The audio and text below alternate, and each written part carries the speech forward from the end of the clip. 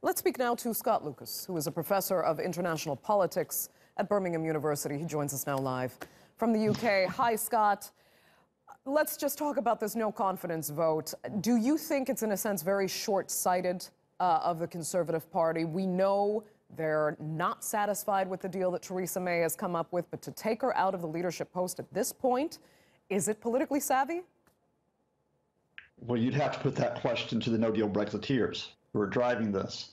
I think they are gambling, and they are gambling that they can somehow win over a majority of the Conservative Party tonight to force May out, because let's be very clear here, despite all the damage, despite all the economic consequences, they want a no deal at the end of March.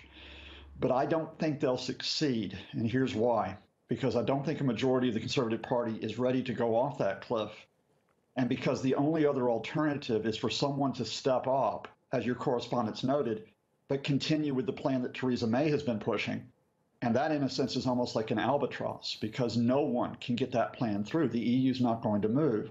So who, like a Sayed Javid, would want to come on and take on a mission of failure?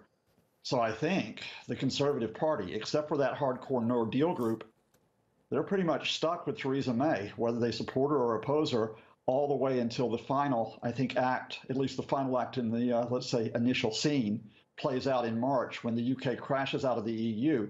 Then we see if May stays, and then we see, indeed, if the UK backs away from a no deal and possibly even comes back to remain in the EU, seeing how much damage that's going to cause. Right. And Scott, I mean, is all this, in a sense, kind of a dream come true for the Labour Party right now?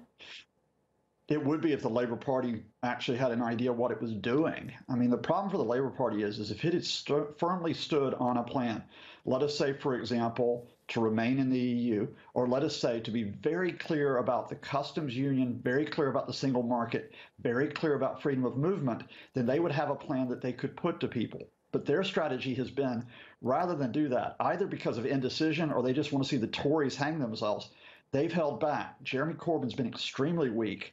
And I think the problem right now is that the UK has a divided government, a divided Conservative Party, and it has an ineffective opposition.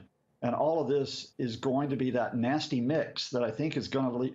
There's going to be no good outcome of this, whether or not Theresa May survives tonight. Right. Let's look at Theresa May then. I mean, there's often a serious ego behind leading politicians.